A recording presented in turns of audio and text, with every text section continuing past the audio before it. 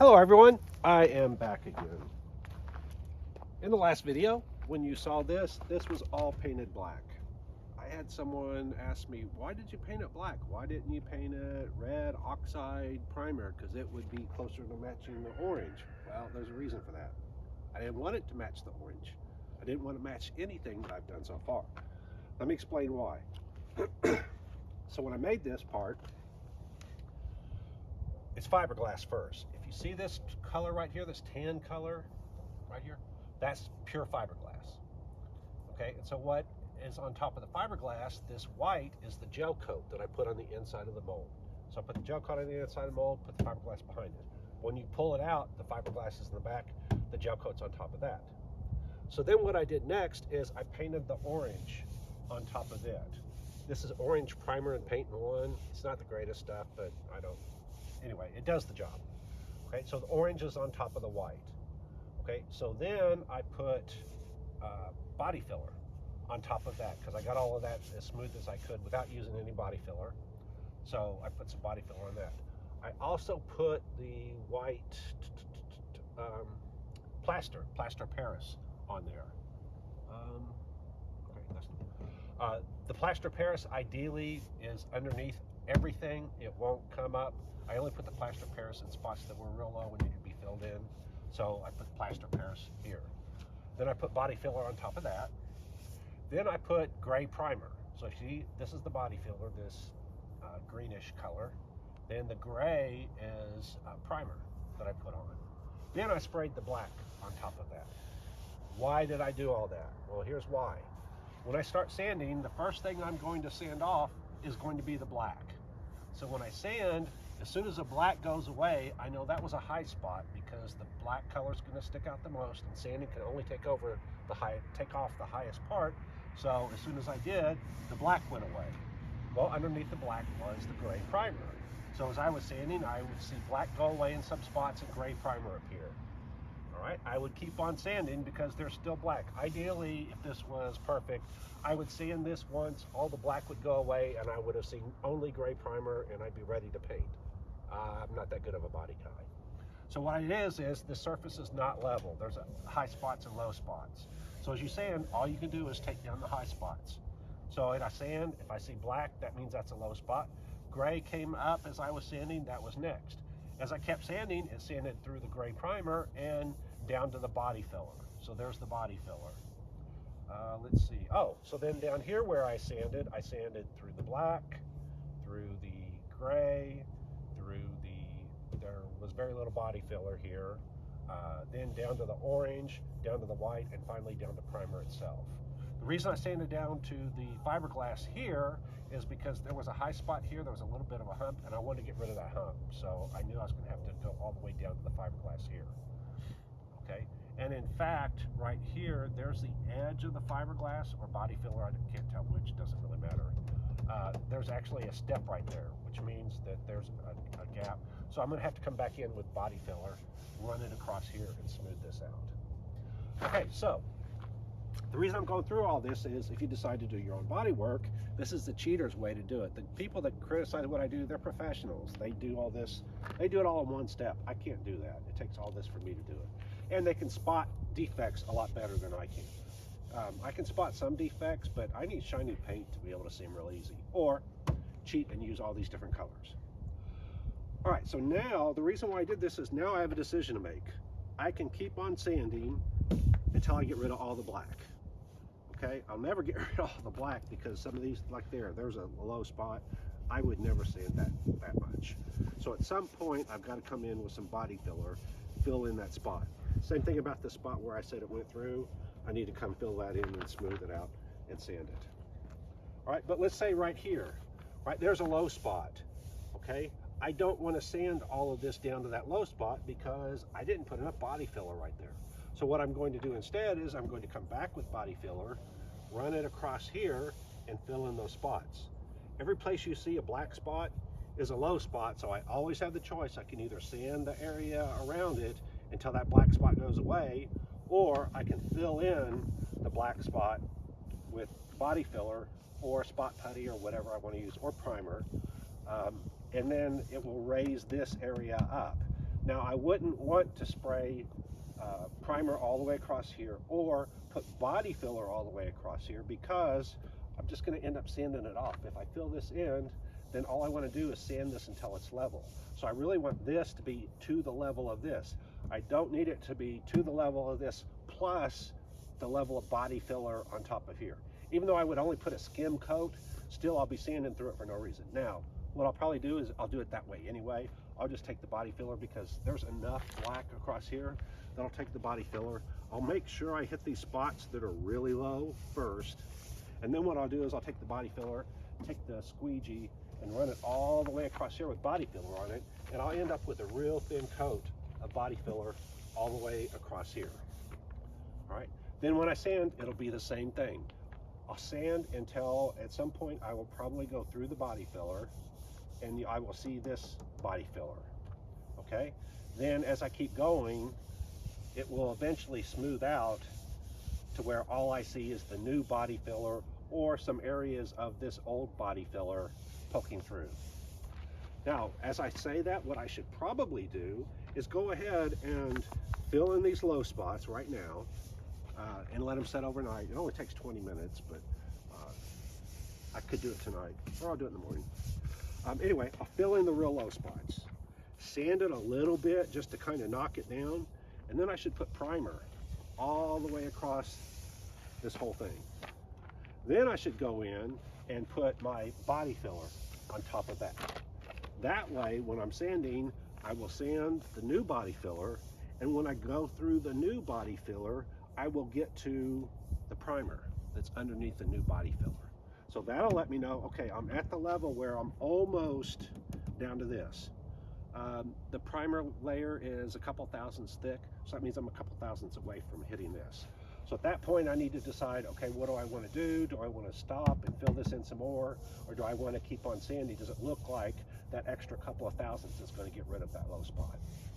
So that would be another visual indicator instead of going in and putting another layer of body filler. A professional, I'm just guessing, would probably just come in right here, put his layer of body filler in there, sand it smooth, and be done.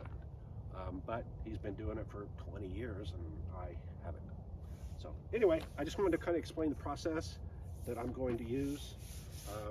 This is also the tedious part. I mean, it took me hours to sand all that black off. So there's other ways to do it. You can use what's called a guide coat. And there's actually powder that I have that I can put on there. When I get it real close, I'll use it. And it's a powder that you put on here, and you just sand till the powder goes away. The advantage of it is it adds virtually no thickness whatsoever. So all you're doing literally is sanding it to get it smooth. You're not sanding. When I put the paint on top of here, or the primer, or whatever I put on top of here, you end up sanding through it. If you put the powder on top of it, sanding through powder is easy. So when you put primer on there, you're adding material just to take it off. With the powder, you're just adding powder. It basically tints it more than anything else. All right, that's all I have for now. Tomorrow we'll probably be doing a whole lot of body work, putty, primer, sanding, paint. There's different kinds of paint. When you're doing body work like this, automotive primer is actually lacquer paint. The advantage of it is it dries in 20 minutes, something like that. So you can paint it on here, let it dry, and then you can immediately sand. The kind of paint that some of these others are, it takes days to, I mean, it dries to a touch, but it takes like 2-3 days to actually cure. So you don't want to use that, because then you'll be sanding on what ends up being gummy paint, and it clogs up your sandpaper. Oh, so people have been asking me, how are you going to get the other side to match after you go through all this? Well, this is a template gauge. And so what happens is you take this, put it against the surface, and whatever you put it against, it moves like that, okay? So you will get the shape of whatever you push it against. So let's say I wanted to look at the shape of this, the contour of this. Now, the thing is, you have to obviously go to the same spot over there. The advantage I have is there's a seam right there between where the trunk is and where the deck is. So I know where a straight line is from there. So what I do is I make a line over here. I get make a perpendicular line right here.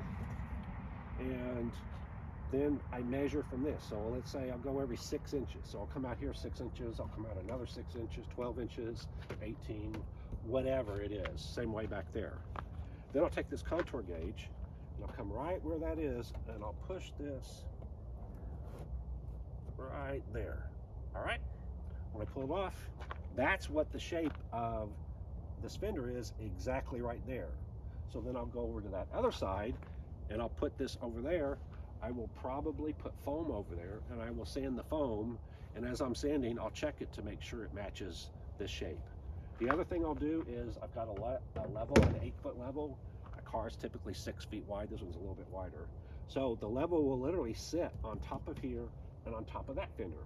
So I'll first build up the foam to where it's higher than this. I'll sand it to where it's the same level, so my level says it's level. Then I'll come in here, hang that off of the foam right there, and sand it until I don't see any air gap in between there. Okay. Let's see. I guess that's it. Oh, and then as far as getting this edge, you have to have something that's right. I can use a level to make sure this, I can make this straight and use a level there. I also have those paper templates. Remember I made those paper templates, so I can put the paper template on here and it tells me exactly where this edge is. So I'll take that paper template, flip it over on the other side, lay it down, and it'll tell me exactly where that edge should be. So that tells me where this thing should be in and out in the foam. So once I get this corner right here, and once I use this template and make sure it's angled correctly, then I'll be able to get the other side to exactly match. The other thing is, these are pre-made body panels that I have. I made them. I could go off and hang these body panels that I'm going to make, or I may make, and then get them all glued together and aligned and all of that, and then I'll just have to fill in the low spots. So that's a choice I'll have to make. Do I want to do it from scratch using foam, or do I want to use the pre-made panels and glue them and attach them together and mock them up in place and then fill in all the low spots? I don't know which I'm going to do. The advantage of using these panels is that it's a really nice, flat, even surface. If I use the foam, I'll have to do the foam, I'll sand it to where it's really nice and smooth, and then I'll probably put, I'll probably use body filler, but I could use, some people still use the plaster because it's so much easier to sand. But anyway, so then they'll get the surface nice and smooth, okay? But there's a lot of hours in getting this surface nice and smooth. That's why they use plaster, because it sands faster. But then you have the problem that you've got plaster there. So I could use the foam, put a layer of fiberglass on top of the foam. Actually, I would put tape on top of the foam so the resin doesn't attack the foam, okay? Then I would put the fiberglass on top of there, and then I'm going to have that surface of the fiberglass that's not going to be as smooth as this is. It's going to be more like the raw fiberglass. It's going to be kind of textured for the cloth. So then you have to put a skim layer of body filler on top of that and sand it smooth.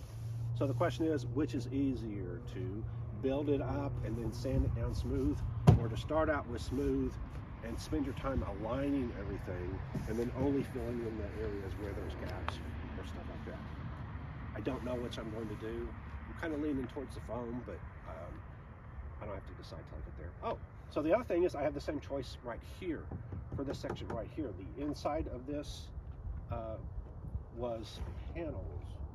I took them off. What did I do with them? Oh, I put them over there. Let me show you.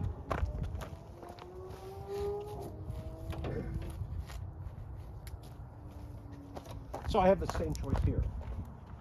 I have this piece that I had to cut away so that I could open the trunk. So there's, this piece is missing, okay? It'll fit right here. I put a screw in there so it don't go down. But anyway, this would fit right here. So I have a choice. Do I want to take this piece and blend it in and get it to fit? Or I could not even mess with this, fill this area with foam and just sand this to get the shape that I want it to be. I could use this as a template potentially, something like that, or I could just eyeball it. Anyway, get that. Then I would have to do the same thing. I'd have to put the tape on top so it wouldn't kill the the foam, put the resin on top, put the fiberglass on top, and then put the body filler on top of that and sand it smooth. So I had that same choice to make here. Do I want to go this route and blend this in, or do I just want to start from scratch and do foam? One reason why foam might work is because these two things don't meet. If I put this here, I cut off of there, so obviously it matches this, but it doesn't match right here. There's a gap right here that I'm going to have to fill with foam anyway. So since I have to use some foam, do I want to use all foam or this? Or I could do like I did here, where I put the foam on there, then once I did the foam on, then I undercut the foam and then put the panel on top of it. So the foam just acted as a place for me to glue this to. Again, I'll have to decide what route to go. I don't know, depends on how I feel. If you have a preference, a suggestion, let me know, because I'm on the fence either way. I can see pros and cons to both ways. And I will probably start on this. Actually, no. I'll work on this tomorrow, and I will probably start on this part tomorrow as well. So if you have a vote, go ahead and let me know what your preference is. I don't care if you'd rather learn one way, let me know that that's why you're voting that way, and I'll show you, because I've done both. I've used both methods, and I really don't see a clear winner between the two. But if you'd like to see one done, I'll be more than happy to demonstrate that. One final thing, I don't know how many of you know Rick Corvette Conti. He is a Corvette salesman up in the Northeast somewhere. I think it's Ohio, but I'm not positive. Anyway, he works for a GM dealer, and they sell a lot of Corvettes. He has his own YouTube channel, and he interviewed me, called me yesterday on the phone and interviewed me. And so he has a thing on Sunday mornings called Conti with Coffee. And so that's where he interviews people and talks to them. That interview is going to be a Sunday morning on his show.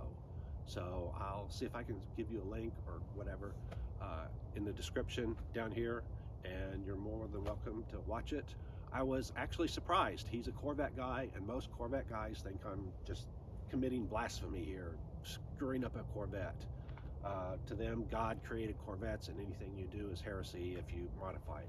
Me, it's just a freaking car. It's a bunch of parts. I just needed it for the parts. I needed it for the wheels, the tires, the engine, the interior, all that stuff. The rest of it, I don't care about. You've seen. I've taken off the body, cut it, hacked it to do whatever I want, because this is what I want to do. So anyway, I was kind of surprised he wasn't adamantly against, and in fact, he was a really nice guy. I look forward to meeting him someday. I've got cars all over the country right now that I'm working on, or have people working on. So who knows? I may be able to go see him. Oh, and he did say he was going to be in the Arlington area in the near future. So hopefully, Arlington's 3.5 hours from here. I used to live in Dallas, so maybe I'll go up there and see him. Maybe we'll have dinner together. Hey, Rick, give me a call. Let's have dinner together. All right, that's all I've got. Like, subscribe, hit the little bell button, and I'll see you next time. Bye.